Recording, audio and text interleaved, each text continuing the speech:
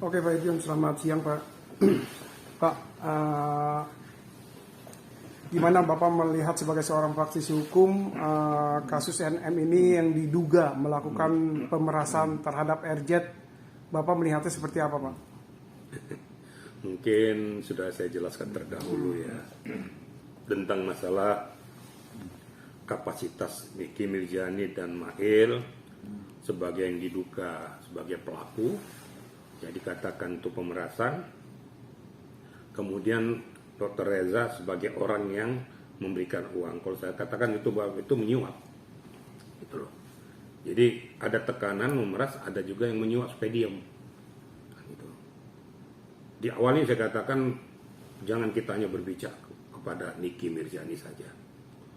Reza juga perlu diperiksa. Saya tidak memihak kemana. Ya.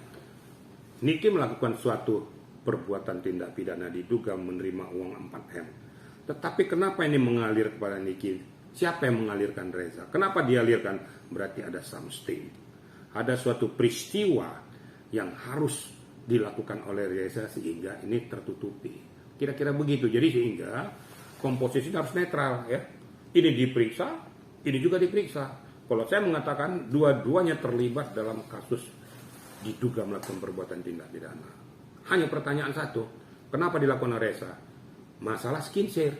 Kenapa skincare-nya itu harus menyuap orang, harus memberikan uang pada orang? Berarti ada sesuatu yang nggak beres. Periksa dong.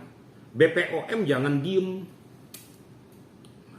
Saya bilang kok BPOM kok tutup mata selama ini banyaknya skincare ini yang betul-betul sudah menyalahi ketentuan peraturan perundang-undangan, menyalahi ketentuan yang telah ditetapkan BPOM itu sendiri, gitu loh. Jangan mentang-mentang ini didaftarkan online, ya, kemudian tidak diverifikasi dengan benar. Yang penting dapat uangnya. Memang pengusaha skincare ini berkewajiban untuk dipungut pajaknya, pajak negara. Tapi bukan hanya digelontorkan gitu aja, dicek dong. Kan ada laboratorium kan ada, dicek kadarnya.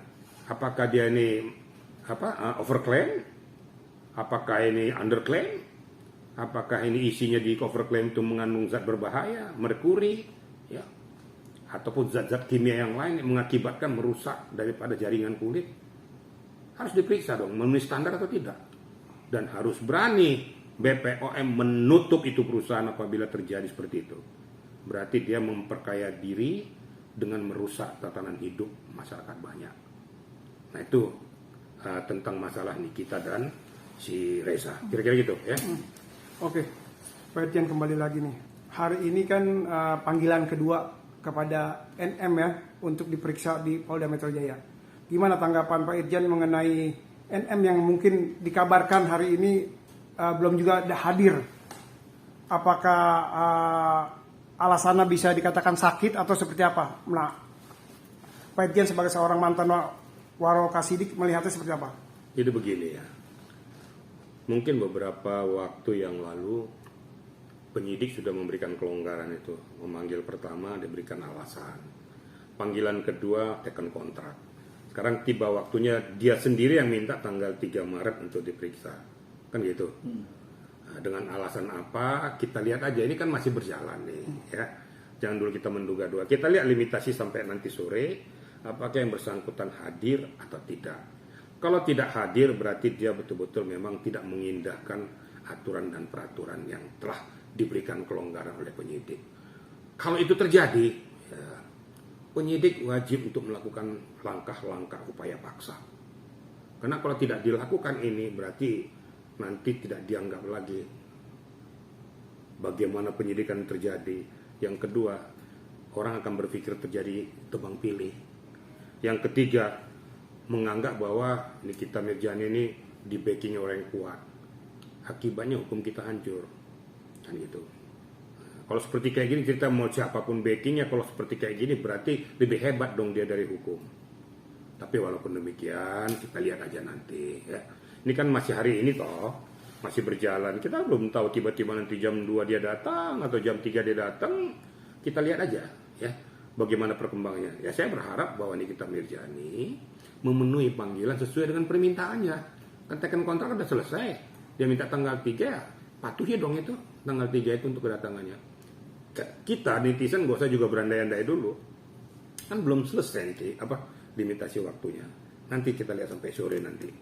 Kalau betul-betul dia tidak menghadiri, ini berarti memang betul-betul pengen mengkangkangi daripada hukum. Itu kira-kira ya. Apabila dia hadir, Pak Irjen, apakah bisa langsung ditetapkan sebagai tersangka atau penahanan atau seperti apa itu? Itu hak subjektif daripada penyidik. Kita jangan mengarahkan kepada penyidik untuk melakukan penahanan atau tidak menahan. Ya. Tentu ada penilaian-penilaian daripada penyidik untuk melakukan langkah-langkah itu.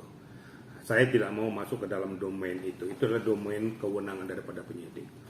Kalau memang betul-betul Nikita Mirzani patuh dan taat hukum dia datang, ya alhamdulillah, berarti dia pengen ini juga segera untuk diselesaikan. Nah, mudah-mudahan nanti Nikita Mirzani bisa memberikan keterangan-keterangannya, bisa memberikan tanggapan-tanggapannya dengan sangkaan-sangkaan yang diberikan kepada Nikita itu sendiri, sehingga terbuka semakin teranglah pokok permasalahannya. Apakah ini pemerasan, apa ini penyuapan, nanti akan bisa dijawab oleh Nikita. Gitu kira-kira ya. Oke, Pak Irjen kembali lagi nih.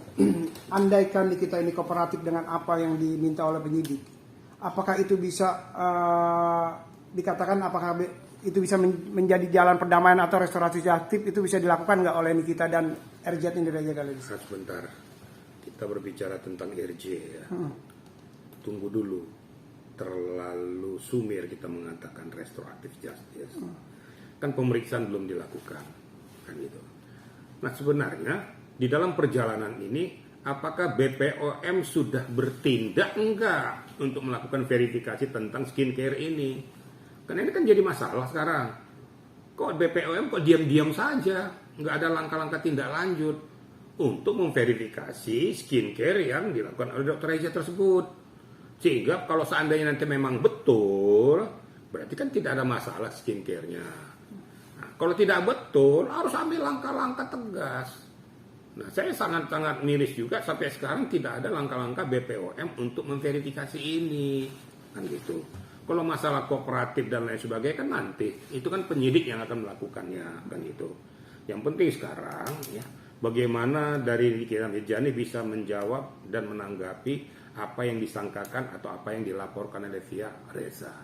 Itu yang paling penting dulu. Nanti masalah nanti itu kan tentu ada nanti uji pembuktian ya. Baik daripada Nikita sendiri maupun daripada si pelapor. Nanti dikombain semua, nanti penyidik akan bisa mengambil langkah-langkah berikutnya untuk bagaimana nanti supaya dipersiapkan ke JPU. Itu mungkin ya. Cukup. Masalah